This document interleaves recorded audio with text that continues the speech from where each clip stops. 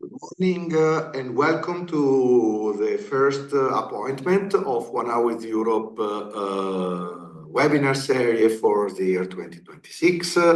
Today, we have the pleasure and the honor to have with us Agnès Robin, which is Head of Research Infrastructure Policy from EC RTD and the Open Science Research Infrastructure Unit.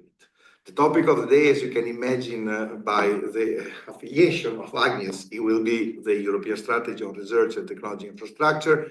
And we wanted to have a little bit of state of play, but given the fact that the communication has been basically published in September last year, we are focusing probably more on the contents and the possible future perspectives.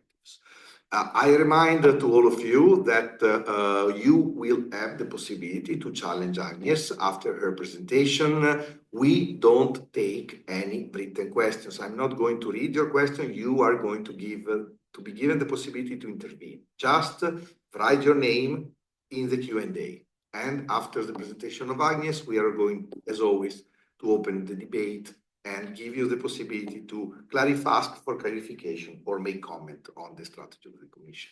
So Agnès, welcome. We are very pleased to have you here with us. I know that you have a presentation. I don't know if you want to say some words before we share the presentation. Thanks a lot. Good morning, everyone. And only very few words before I start my presentation is first of all to thank you for this opportunity. It's important for us to present what we are doing on research and technology infrastructure, and I think it's also important for you all to understand and have the rationale as well, the policy context, and what we planned also after this strategy has been published, that we have already some quite a number of plans to how to implement it. So thanks a lot for the opportunity. Thanks to you for being with us. So let's start our content part of the 1 Hour with Europe. We share your slides on screen, and there should be. Okay. So I propose we already move to the second slide. Yeah, great. There we are. Yeah, the screen. It takes. There are some technical timing. Here we are. Okay. So, research and technology infrastructure, what you see here are not definitions, these are descriptions that you will find in the strategy. For more official definition, you can refer to the current Horizon Europe program for research infrastructure and for example, to the Commission proposal for the FP10 program for technology infrastructure. But I would like to take some time on this slide just to make a few points on research infrastructure on one side and technology infrastructure on the other side. The approach we have in the strategy is really we want to take into account the different missions of the two types of infrastructures.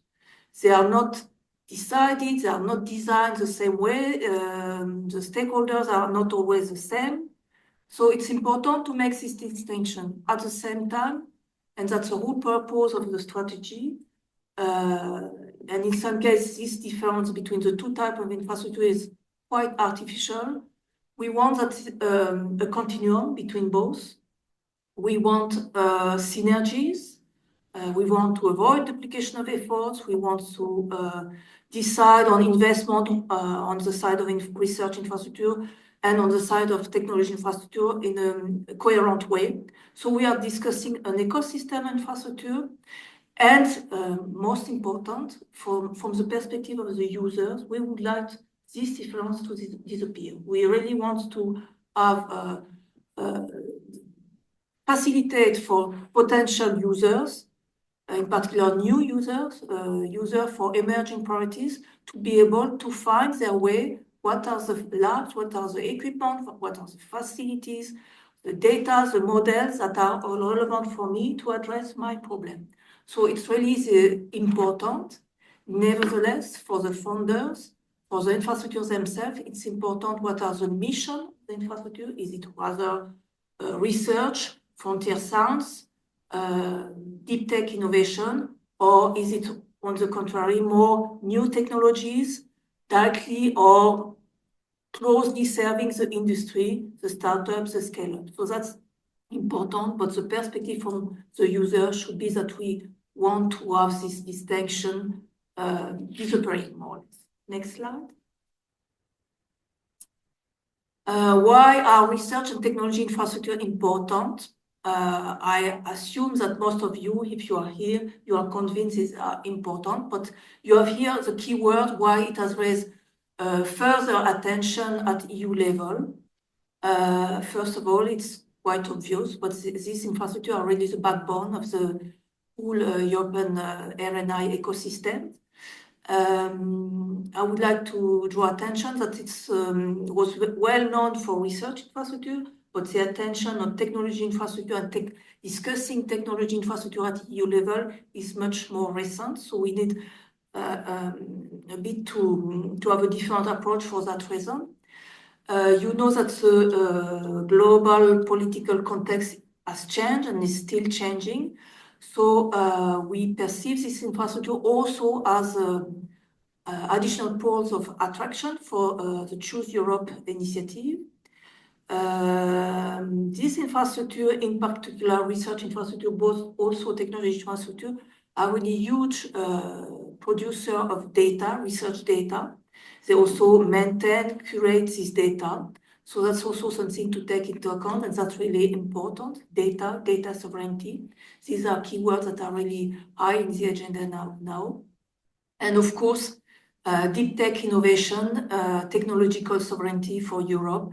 These are really a high priority. That's why we have this new attention to this infrastructure now. Next slide. I hope you are familiar with the whole policy context, but I would like just to quickly remind that in particular in 2024, there was a number of policy inputs. First of all, there was a new commission with new priorities, and I would like just to quickly mention that in the mission letter of our president to our commissioner, there was already reference to a strategy, European strategy for research infrastructure. We had also this high policy level report related to the single market with the later report, and really research infrastructure are highlighted as a key pillar for the fifth freedom. We had also the Draghi report on competitiveness, and here again reference to both research and technology infrastructure that are essential for competitiveness.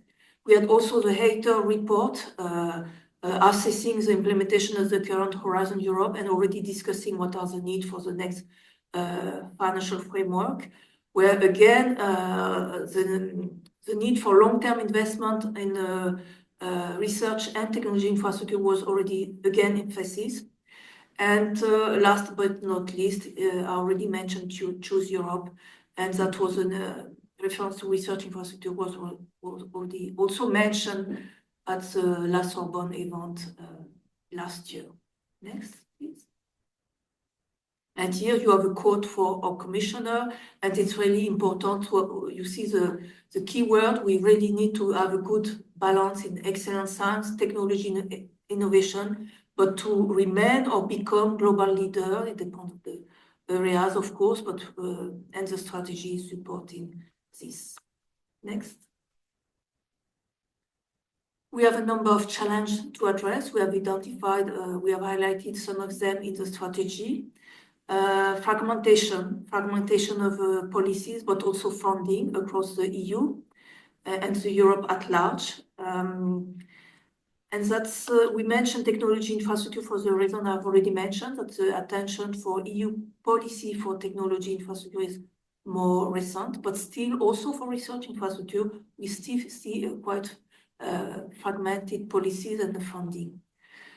Still challenge to have seamless collaboration across sectors, across borders, and we still see significant disparities within the European research area. So we need really to address that. It's has started, but still efforts are needed. To access this infrastructure, it's often quite complex and costly. We have the procedure are not obvious. And for new users, if you have used the same synchrotron since 10 years, that's not an issue for you. But if we want really to remain competitive, to support our sovereignty, we need to address priorities, new priorities, and new users must find their way in this complex landscape of services offered by this infrastructure. We have mentioned SMEs and startups, but it's true also even for fundamental research. More and more the users are not specialists in a specific technology. They have a scientific problem and they need support.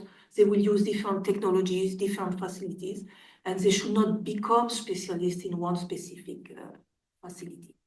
So that's really important. Skills gaps. Technologies are evolving.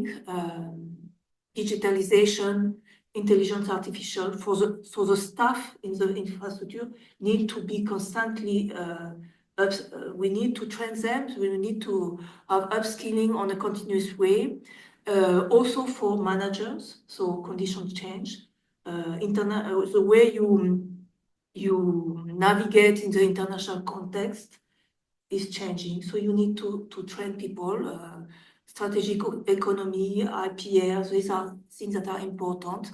If you want to address more the need of industry, on the scientific side, if you are used to work with scientists, you have to change a bit your mindset. You need to be trained for that. So that's really important.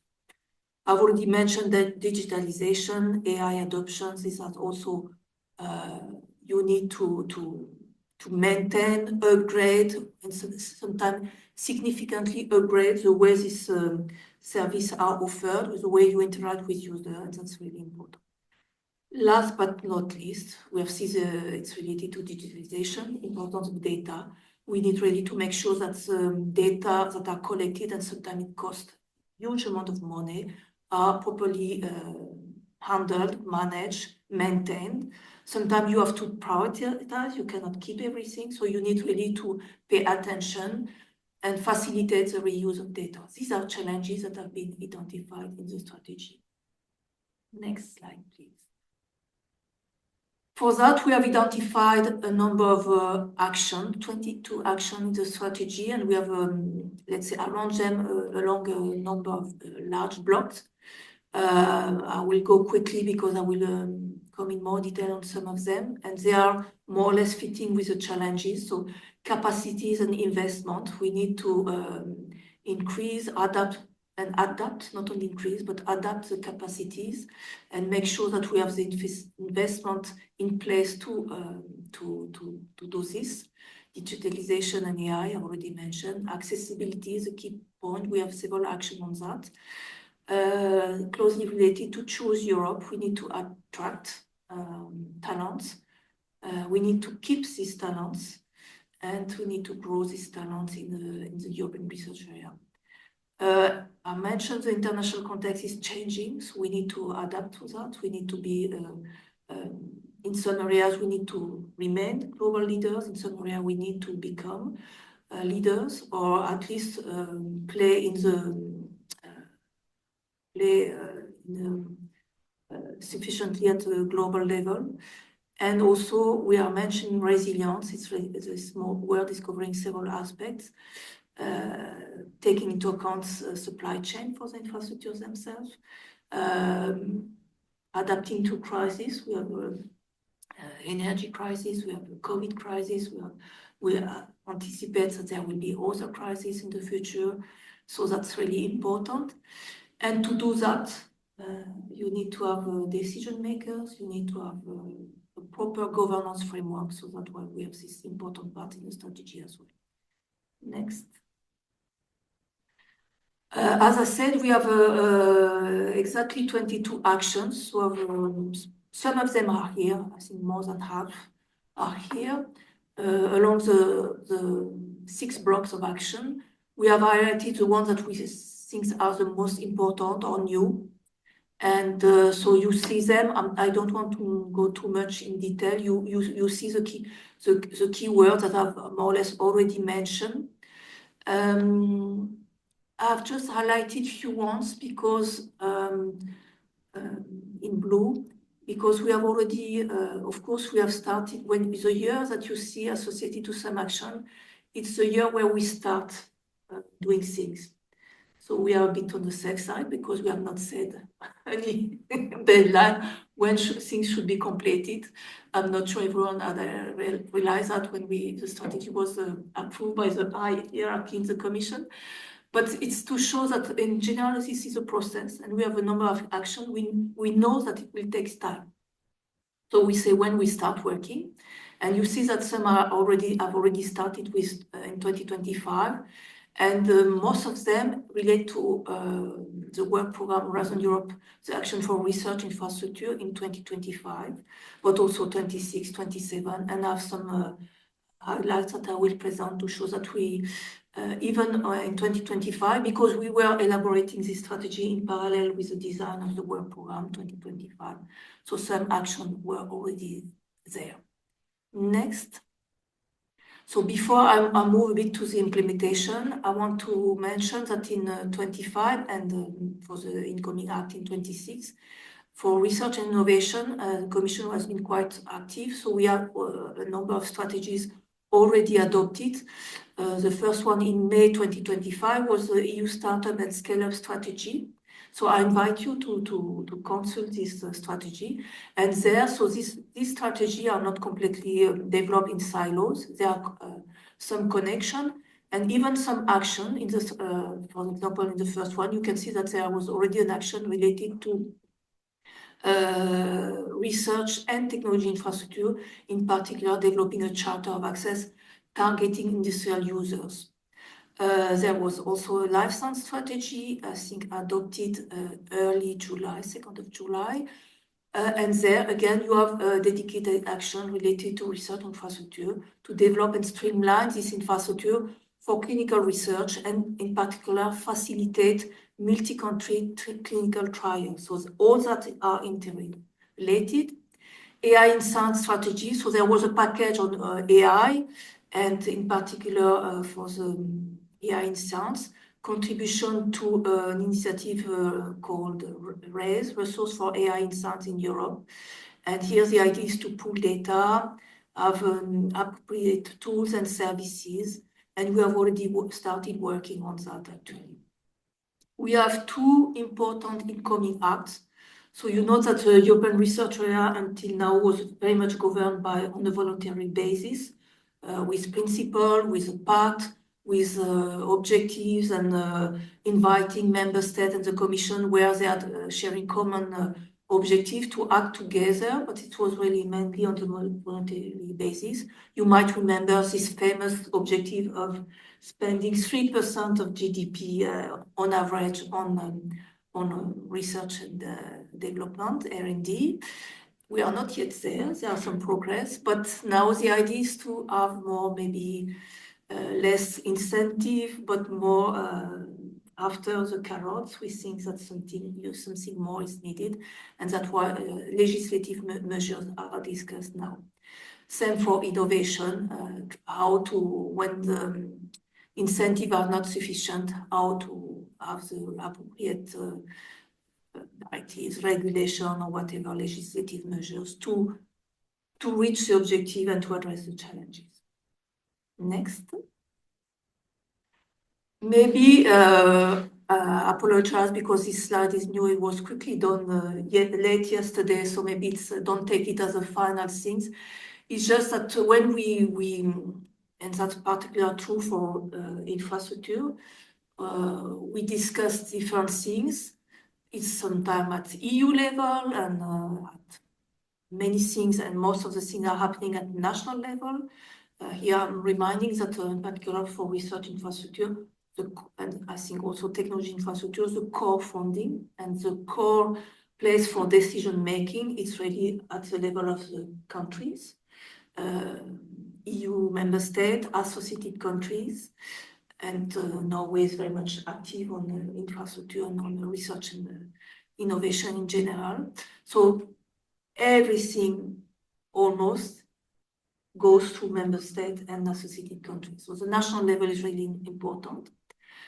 And of course, Commission level, we are very much interested to align things and to build on that to have EU policy design so that it serves all levels, EU priorities, but alignment with national priorities, and also, of course, with all the stakeholders, the infrastructures themselves, academia, industry.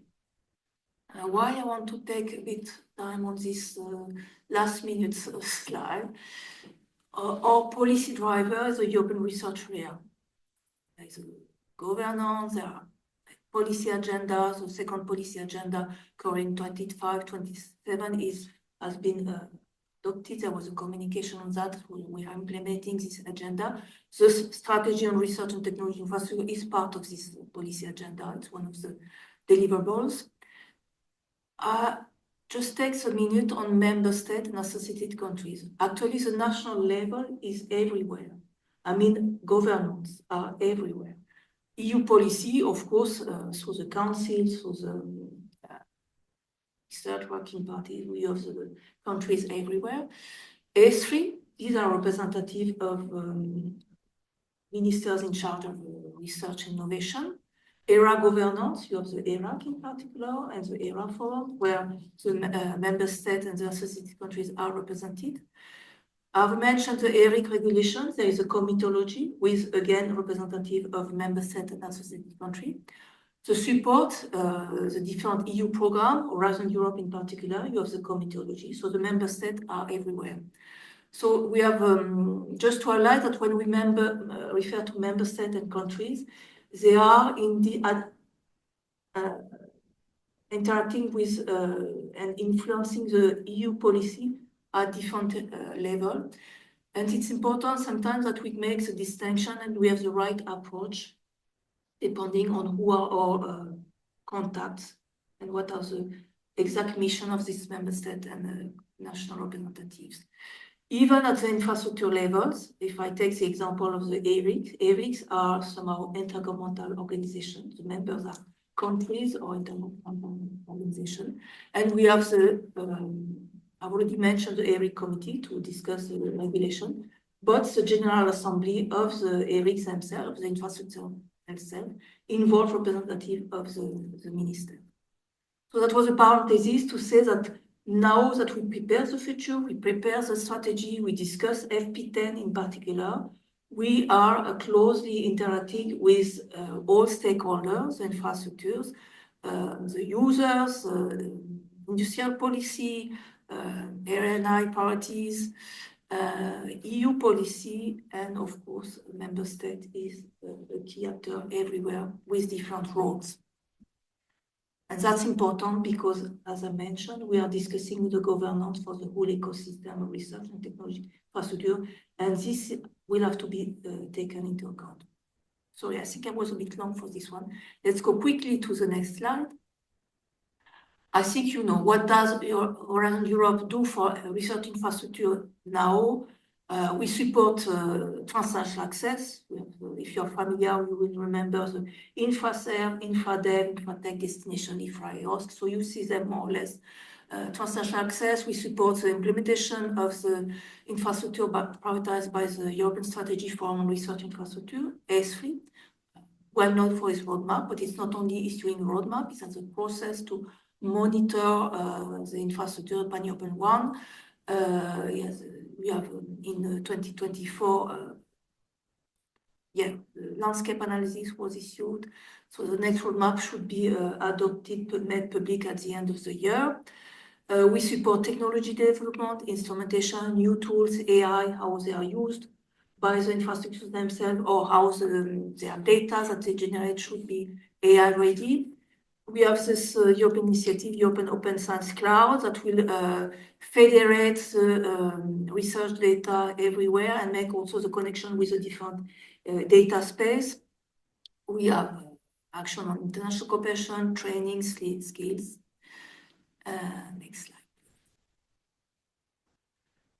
As I mentioned, and that's refer to the different action I've highlighted, we have started actually to implement the strategy. And here is example in the strategy we we aim at a more integrated and more sustained access scheme.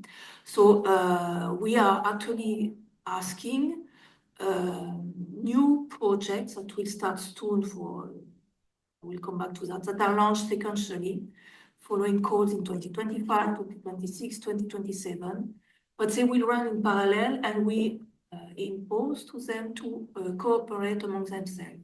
So starting in 2025, we have a coordination support action, which here is to develop how a possible EU access program for access could work. So what could be the concept of this kind of program, scenarios of governance, what could be the operational steps, how would be the main access policies, how to arrange for good practices, convergence of these practices, convergence of how you organize access to research infrastructures, and possibly also technology infrastructure. In 2026, we are calling for thematic clusters. It's not the first time. We had already this approach in particular centered around the main S3 domain. We had the 6 thematic cluster, for example, ENVI for environmental science, life science for health and food, and so on. We had a number of thematic clusters. The last cluster project were mostly dedicated to the connection to EOS and to making fair data. We want to build on this cluster approach, giving an opportunity for first kind of a policy arm, that's this community of research infrastructure, in particular the S3 one, are better involved in EU initiatives, be it partnership, be it missions, be it other initiative in the making, that there is a kind of opportunity and resource to make structural links, be engaged even in the board, in the advisory bodies of this new initiative. So really to have a more structural link to this initiative, to engage in policy.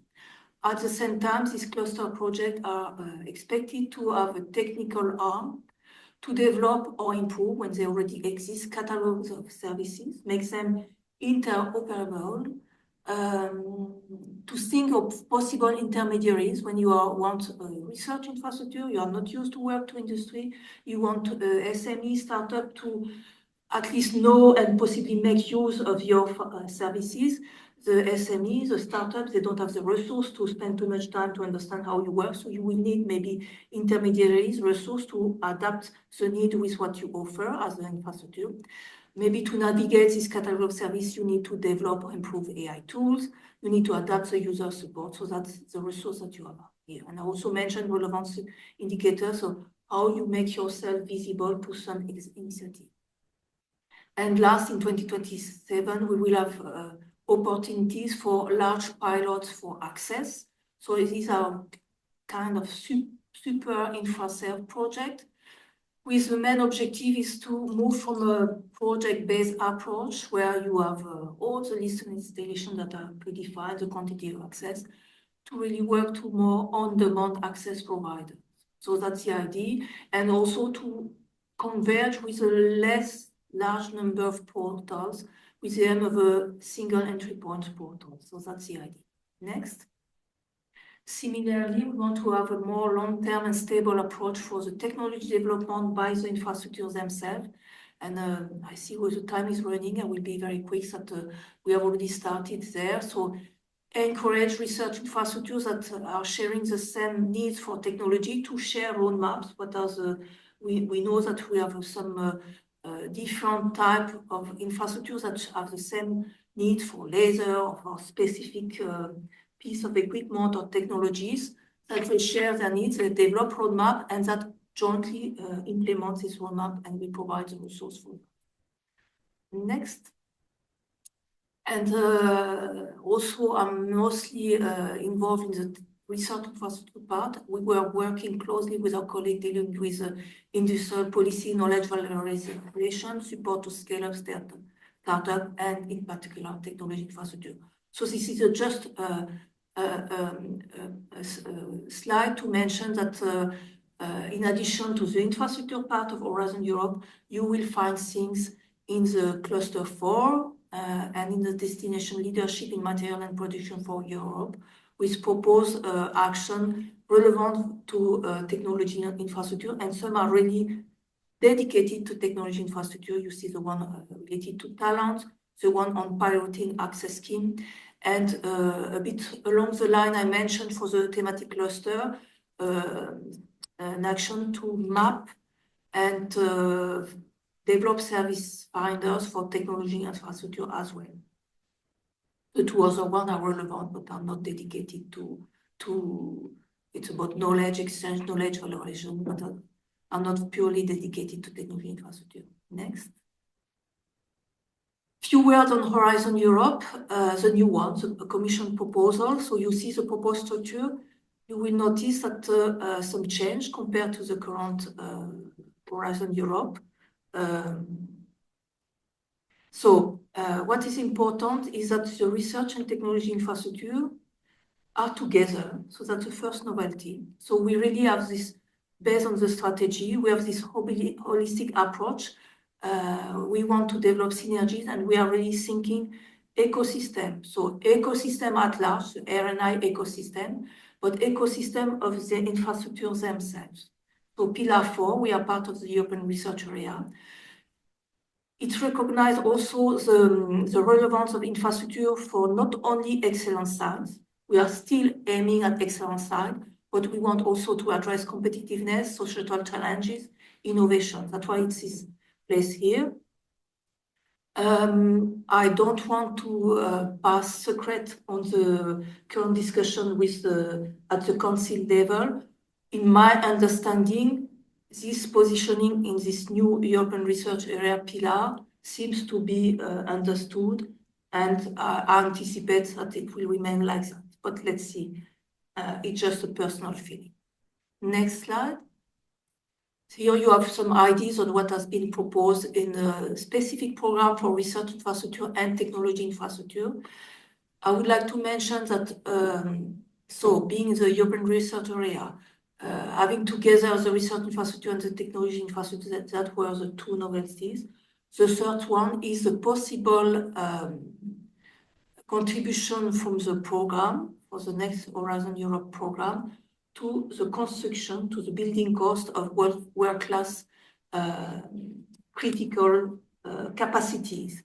So when we say capacities, we refer to brand new infrastructure, but also major upgrade, somehow equivalent to a brand new one, but major upgrade, not continuous upgrade to stay state of the art. Also, maybe that was not clear in the wording of the Commission proposal. These construction costs are considered for both research infrastructure and technology infrastructure. We have currently mentioned a saving of up to 20% of these building costs. That's, of course, a significant part of the discussion currently with the member state, with the council. But here you will recognize for the research infrastructure part, somehow we will also recognize infra dev, infra serve, infra IOSC destination that we have now. So we are not reinventing everything. Most of the things that we were supporting will remain and are still highly relevant. I think next, that was the thanks for your attention. Yeah, thank you. Thank you very much, Agnes, for this overview, and I think it's nice to see the new scenarios that we are going to face in the years to come, including the fact that now we have this new definition of research and technology infrastructure. Of course, the play field as of now has been managed by ESPRI, and probably it needs to be understood also how the technology infrastructure are going to fit in the coordination landscape. You know, I suspect this is one, probably I can challenge you on this question, but before going to this question, I would like to remind to the people who would like to have a question, please record your name. So coming back to the slides you presented a set of slides also with open opportunities in Horizon. are these open opportunities focused on, let's say, recognized research infrastructures or part of ESFRI, part of the family of the more than 60, if I remember correctly, the number existing research infrastructures that have been labeled as of importance for the European Commission, or for Europe, sorry, not the European Commission. Or these calls can also be somehow targeted by important research infrastructure that are based on member states that have a unique value of, because to make you an example, I'm not making this question by chance. In Norway, under the responsibility of NTNU and in collaboration with SINTEF, we are realizing a very big, unique in the world ocean technology research lab, which is in reality a very big multidisciplinary research and technology infrastructure because it can really accommodate things. This is going to have some characteristics that, for example, put it as a single example for the European context. There are no similarities in the US. There are 7 or 8 similar labs in China.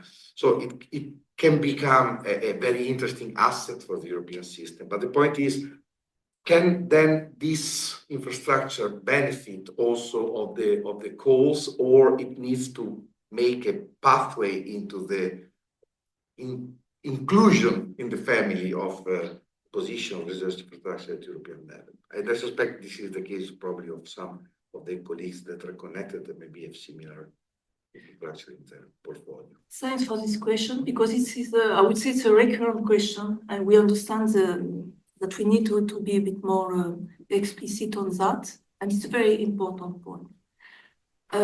First of all, looking at the current work program and the past one, you might notice that actually there are very few topics, calls, that are targeting only those infrastructures that were prioritized by ESFRI in its roadmap.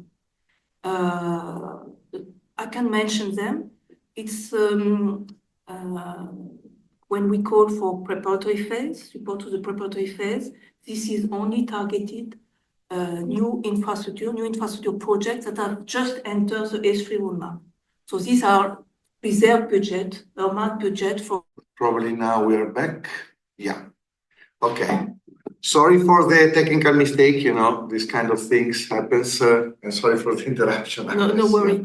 So maybe I will just remind quickly that there are very few topics that are targeting and only targeting the ESFRI prioritized infrastructure. I've mentioned the preparatory phase. I could mention we have some recurrent topics in support of individual ESFRI landmarks, so that are already implemented.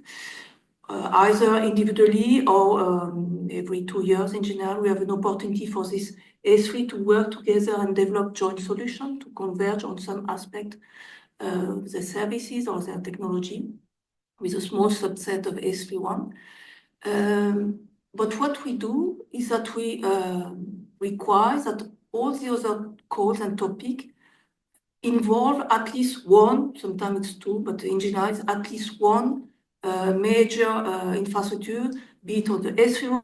Sorry again, it seems that our network connection today is having some issues. Sorry again for the interruption, Agnès.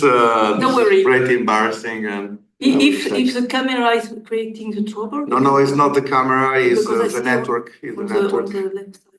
No, it's the network, yeah. Okay, so what we require is that for almost all the topics we are calling, we want at least one ESFRI, every world-class facility, engaged. Why? Because, for example, if you have an infrastructure project providing access, usually in the area we are calling, we know that there are at least 1 or 2 ESFRI relevant infrastructures that will provide anyway access in this area. So it's important that the modality of access or access, the selection of the access projects, what we call transnational access project, there's some convergence, some harmonization. So that's why we impose a bit the connection to the big one. The same for technology development. If you look at the infra techs that are aiming at the development of technology, it doesn't have to be coordinated or led by an S3, but there should be at least a connection to the, let's say, S3 landscape by requiring the participation of at least one or two, depending on the nature of the topic. So there is room for world-class national facilities or network of national facilities that together have a world-class dimension, can support the competitiveness of Europe. So that's important. That's interesting because this opens, of course, scenarios of looking for collaborations with existing players. I see that we have quite a number of questions, so let's go immediately to our participants now that the line apparently is stable again. I have Philippe Segers. So Philippe, be ready to open your camera. You're going to be invited now.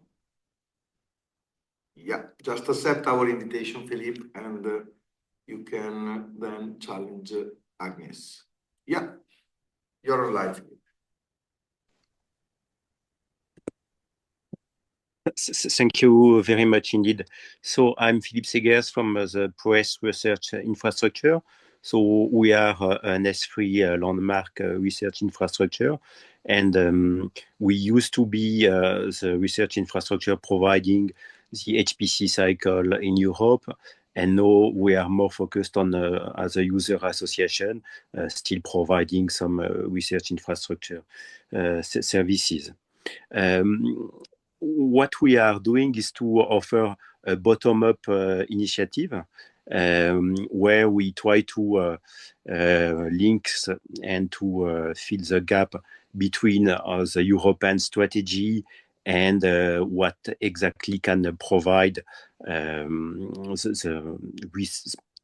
research actor, so providing not only access to high-performance computing, but all the knowledge that is around, but because this is mainly an issue, as you have already said, of people.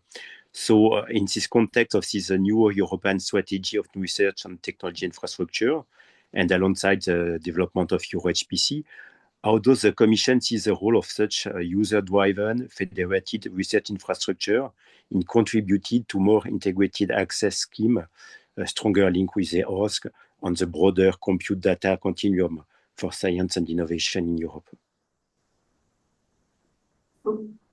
If I well understand the service that you offer, you are moving to purely providing computing resources to more, let's say, more developed integrated services to the users around these resources. Exactly. So my understanding is that actually you go in the direction that we are already engaged. Is that we consider that the research infrastructure, you have services around these facilities, and that you need and what I was also calling as intermediaries and users, dedicated user support, which is increasingly important.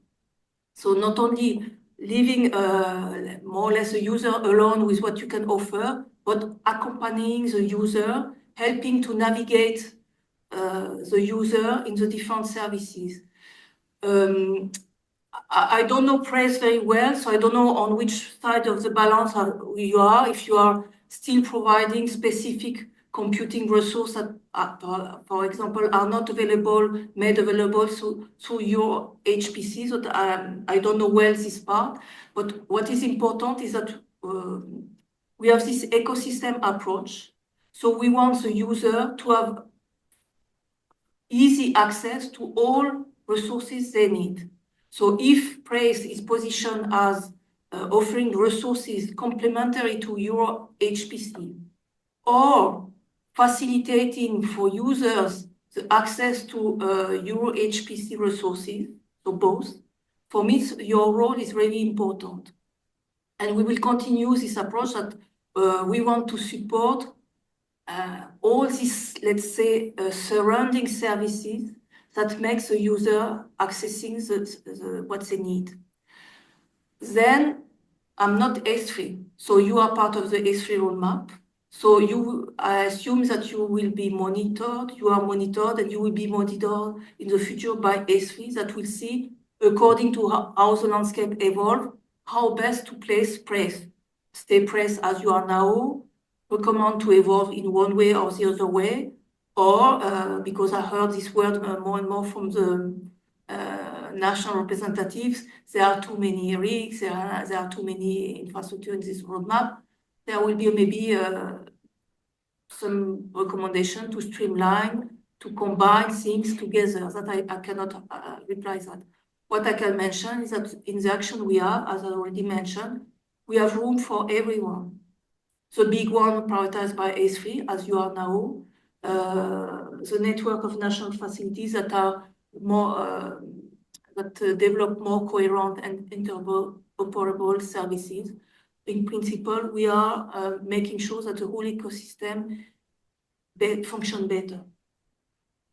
Thank you, Philippe. While we are opening the microphone of Hilde Roisland, the question is, I think, at a certain point, are you going to develop also S3 of technology infrastructure, or they're going to be involved into S3? And then Hilde, please be ready to intervene after the answer. That's clearly the discussion that is taking place now. If you referring to the strategy we mentioned in the governance part, we mentioned an overarching coordination framework. So that's to cover both the whole ecosystem, research and technology infrastructure. A key point is that we don't have for technology infrastructure the equivalent of S3. So we need to understand the landscape. We need to understand what should be discussed at EU level, what are the challenges to be addressed and how to address them, prioritization. So we need a kind of S3-like body for technology infrastructure, but the stakeholders are not exactly the same. They overlap, but we need to consider the industrial policy, so how we link with these industrial sectors. So that's being discussed now, this governance for technology infrastructure. And we need also S3 to evolve, because S3 must have a say on the landscape of research infrastructure, but must also take into account what's going on with technology infrastructure, what is going on with digital infrastructure, with the edX and other development. So S3 has already started. If you come back to the white paper of S3 in 2018 or 19, I can't remember, there was also discussion on how S3 should evolve. So you will notice that the landscape analysis is different on what was done in the past. So the way the monitoring is done is also changing, and in strategy we refer to this evolution as well. So we want to make sure that our S3 evolve, take into account the development of the governance for TI. We want also the development of the technology infrastructure, take into account the expertise, the experience of S3. They have experience, so they can inspire many of things for technology infrastructure. Whether the objective of a technology governance, technology infrastructure governance is a roadmap, it's not clear. We are discussing, and it's also one action in the strategy. Action one is what is a technology infrastructure of European interest? And here we make the distinction between pan-European research infrastructure, that has been one of the key objectives of the approach for research infrastructure. It's not only European infrastructure of European interest, but it's also pan-European when a single country or a small group of countries alone cannot develop this infrastructure. So this pan-European dimension is important. Is that the same for technology infrastructure? I'm not sure. I think this has to be discussed. And European interest is not necessarily fully pan-European. So that's what when elaborating this governance for technology infrastructure, it's also one of the points that will be considered. So the framework is becoming interesting. Hilde, please introduce yourself, and the floor is yours. Thank you. I'm Hilde Roisland, colleague of Massimo in NTNU Trondheim. Thank you very much for sharing these insights. And actually, my first question was on the Anthony Sinter's Ocean Technology Center, which you have elaborated very well on in relation to the S-Ray. But I have a second question on the security and sovereignty issue and the research and technology infrastructures as data producers. Could you please give a piece of advice and elaborate on how to navigate the open and the restricted, if possible, a piece of advice to the universities, and how does this relate to the aspects of dual use when the university wants to be and should be as open as possible? Thank you.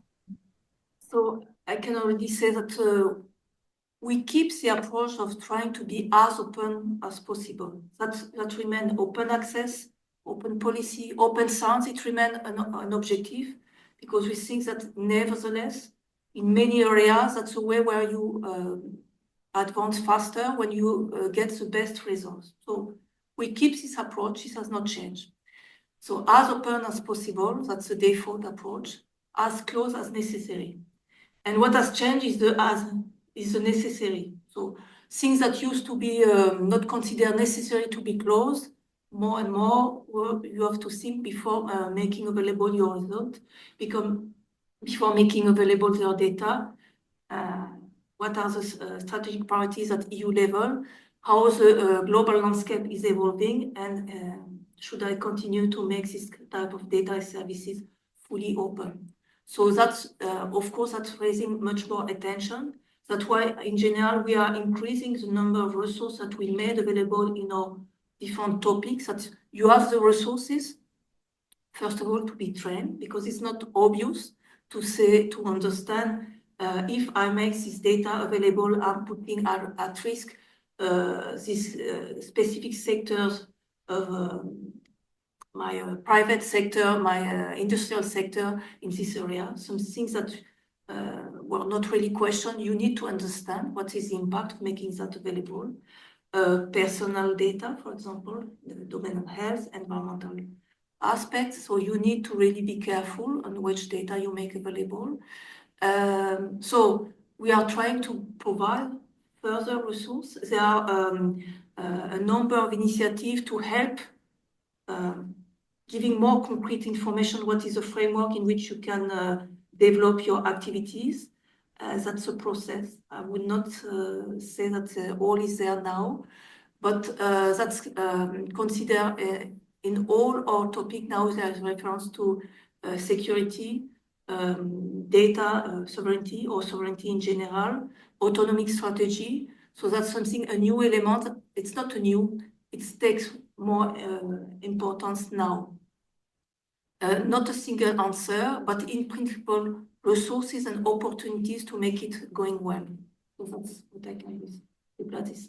Basically, it's a long pathway, and correctly in your presentation, while we are opening the floor to Tommaso Librera, you highlighted in your presentation, and this was interesting, that you have starting dates but not end dates. So I suspect that we are not going to have a full framework established with the changes needed to embed technology infrastructure by the start of FP10. Am I right? For the governance, we are quite ambitious on the timeline, because of course you have in Horizon Europe, you will have the usual comitology, but we want, ahead of a commission proposal for a work program, for example, we really want the process to be streamlined and to have the right information in the right time. So we need maybe not the final governance for technology infrastructure in place, but we need something on time to already give direction for the FP10. Okay. So our ambition is to progress in 26, 27 quite fast. Yeah. Do you mind if we stay 5 minutes more to compensate the glitch? Okay, then Tommaso, you can open your camera and ask your question. You are going to receive our invitation. Please introduce yourself. Yeah, you are online, but open your mic. Yeah, there you are. Oh, can you hear me? Yes. Wonderful. Thank you very much.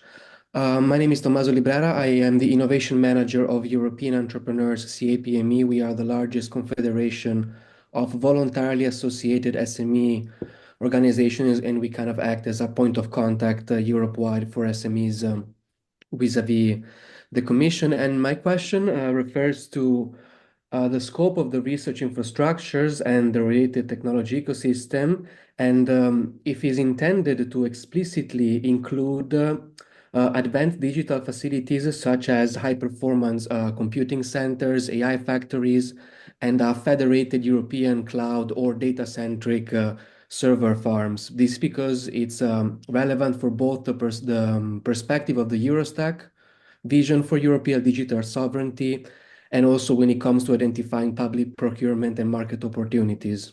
I don't know if it's too complicated of a question, but thank you. Sorry, you mentioned to incorporate. What do you mean? Or did I? No, I meant if this European strategy on research and technology infrastructures also explicitly includes the, let's say, advanced facilities such as high-performance computing centers and AI factories. So kind of like a federated European cloud or a data-centric server forms. I would not say that the strategy is a core of steering policy initiative for the AI factory. You will see that there was a package of when the AI in science communication was adopted, there was a whole package on the AI, and you have the AI factory. So let's be modest. I'm not sure that everything decided on AI will be under the, let's say, governance of this research and technology infrastructure. Nevertheless, we have the close connection. We have already action, and this, in particular through the EOSC initiative, there will be a lot to be done and connected to this approach for AI. For example, I mentioned that we have already a number of calls and topics for research infrastructure mentioning AI, and we have always these two perspectives: development of AI by the infrastructure themselves to manage their own data and to develop, improve their own services, and also this AI perspective that as infrastructure, you generate huge amount of data, and you have a responsibility to make this data available and AI ready for things that are not in your own perimeter as a research or technology infrastructure. So your data might be exploited, valorized with AI tools or through AI tools, so that you develop outside the AI market, you develop other products. So these two perspectives, in principle, they are considered in the strategy, and they are considered in the action that we are supporting in the work program. Thank you, Tommaso, for your interesting question that, of course, is touching upon also the level of responsibilities between different DGs in this case. So there are also probably political balance to be kept in mind. We have Edith Herzog that asked to intervene. Edith, you are expert of 1 Hour with Europe. We already had you. The floor is yours. Just accept our invitation. Yeah. So good morning, and I'd like to welcome both of you. Both of you are long-standing friends, if I may say. Congratulations to organize the event, and I'd like to secure all the participants that you are in the possible best hands with Agnès. Agnès, I will never forget our work in the ERICS. You are absolutely the right person, so we are in the right hand. I think that the previous questions already explained the division between the digitalization and the research. My question is also connected to that, because for us, the new definition, being a research infrastructure and the pan-European research network, created a bit of chicken with the double head. GÉANT is definitely be research infrastructure and the research network in the same time, because time to time very often we make our research. So we are as a research infrastructure. Time to time we are indispensable part of the research to be done, with the large data sets, but not only. And yeah, time to time we are more a network. So my question that do I understand it well that we can be in the same time the pan-European research infrastructure in certain situations, and we can be the pan-European research network when it's a network part. So do I understand it well, or do we need to choose it's either or? Because with the different course, with the different research, we have a different role. Yeah, so this is the question that either or we can fall in the different course into both categories. Thank you Of very course, much. one at one time. Thank you, Ed. So if I understand well, the question is, are you an infrastructure or are you a network? Is that the question? Yeah, because we are actually both. Yeah. It depends how the networks is organized. I will take the example of the ERICS because you mentioned to the work, the excellent work of the expert group on the ERICS that could feed directly our report on the application of the ERIC regulation. Most of the ERICS are distributed and sometimes highly distributed infrastructure with services not only in national node, but sometimes it's in local, very local nodes. So S3 makes a distinction. I will refer back to S3. S3 makes a distinction between networks and distributed research infrastructure. And if you go, for example, in the public guide for the last call for the update of the roadmap, this is very well described. So a research infrastructure, it's when you have in place a central, let's say, steering with significant impact on the strategy of the infrastructure, including impact on the strategy in the different nodes. So it's not only a network with some coordination and a wish list of things where you will harmonize, coordinate. You have really some steering and some strategy decided at central level that will impact what is decided and implemented at national or node level. So if you are in this position, you are infrastructure. But of course, we know that the perimeter, for example, I know better some ERICs than Giant, but if you know some ERICs, we know that you have the perimeter of the ERIC, but you know that you have different circle around the ERICs, different perimeters from the core central services, different sites like modeling tools or central facilities, and then national nodes and sometimes different nodes that are not officially part of the ERIC, but are contributing to the services of the ERIC. And then sometimes, for some aspects, there are networks. They are not really, it's not a single voice, it's just we try to convert on some aspect or harmonize things or coordinate, but we are not a single infrastructure. So I assume I cannot have a clear-cut reply for you. Giant, I would see it as an infrastructure, building on capacities from the federated or network capacities, but I think it's rather an infrastructure. Yeah, that's what. I'm not yeah. a specialist. No, thanks. I think that you answered the question. Yeah, that we can be, depending on the case, we can be either or. So we are yet infrastructure. We used to be. Yeah, we always used to be an infrastructure. Yeah, we are not a newcomer. We live in the moment of fluidity, Edith, if you allow me the joke. So you can be fluid. Yeah, very difficult for the advisors. Thank you very much. I think we can take two more questions and then we will close. We have expanded by 10 minutes to compensate the glitch that we have. So the next one is Anastasios Perimenis. Anastasia, correct me if I pronounce wrongly your name. So we are giving you the floor. And then we will close with Irene Bangmoller from the DTU. Anastasios. There you are, Anastasios. Good morning. Hello, Anastasios Perimenis from CO2 Value Europe, which is the association that represents the carbon capture and utilization community. And as part of the clean tech sphere, we are obviously interested on how the infrastructure development is evolving, and I had a question mostly on the definition of technology infrastructures. And my question was,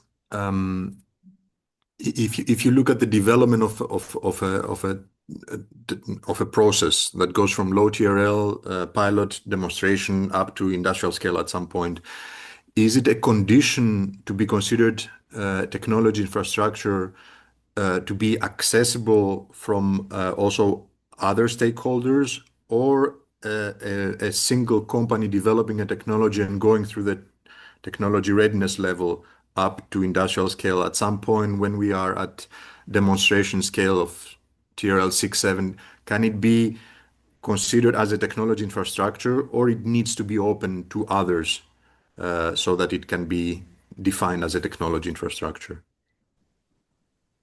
First of all, we are only discussing in the strategy research and technology infrastructures that are open to external users. So, for example, technology infrastructures that are owned by I think it's not even called a technology infrastructure, but the equivalent of a technology infrastructure owned by a company and offering only access to themselves or a small set of industry with whom they have made a specific partner agreement. We will not really deal with that directly. We will take them into account for the landscape to see if this addressing the need of this industrial sector. There is no need to have any further development with more public funding, for example. So this will be considered, taken into account, but we will mostly not address this part of the, let's say, technology infrastructure in what we are doing at EU level. Okay, so external accessibility is a condition for the. Okay, understood. Thank you. Thank you, Anastasios. Last question, and then we close. I have Irene, I think. Right? Yeah. She's probably disconnected. Then let's see if Darren Hart is online. This is the real last question we have. So Darren, you are lucky because your predecessor have disconnected, so you can put your last question. Please be short. We have a lot of issues with the network, but now you're back online. Please, Darren. Okay. So my name is Darren Hart. I represent France in the direction of Instruct Eric, and I'm the coordinator of FRISBY, which is the French National Infrastructure in Structural Biology. So my question is that research infrastructures have a clear mission and access objective for their user communities, and these are often academic users. But within a research infrastructure, there is often a subset of centres who already have strong industrial interactions as service providers. How can such centres contribute to a technology infrastructure? Is it as part of their existing RI, or is it as a new partner in a technology infrastructure? I cannot reply on how you organized legally your services. I can reply how it's considered by in our, for example, in our funding approach. Usually, we will, for example, the research infrastructure code, we don't exclude the participation of those labeled as technology infrastructure because their main mission is to address technology development and the need of the industry or industrial sectors. What we, depending on the objective of a specific call, a technology infrastructure can be a partner or beneficiary providing services if it's an InfraServe project, or supporting the development of a technology if it's in the objective of this specific project. The same thing will happen in any action targeting more the technology infrastructure side, where they will have access, they will already pilot in 2026, if I'm not wrong, pilot access. So here, usually the condition is not to have only research infrastructure on one side, technology infrastructure on the other side as member of the consortium. It will depend on what is your contribution. So on our side, if you are as a research infrastructure, you help addressing the objective of a technology infrastructure topic, you are welcome to join the consortium and to contribute to the expected outcomes. With regard to the strategy as a whole, as I said, we need to make this distinction between research infrastructure and technology infrastructure, because at least until now, the way they are designed, the investments are decided, the budget are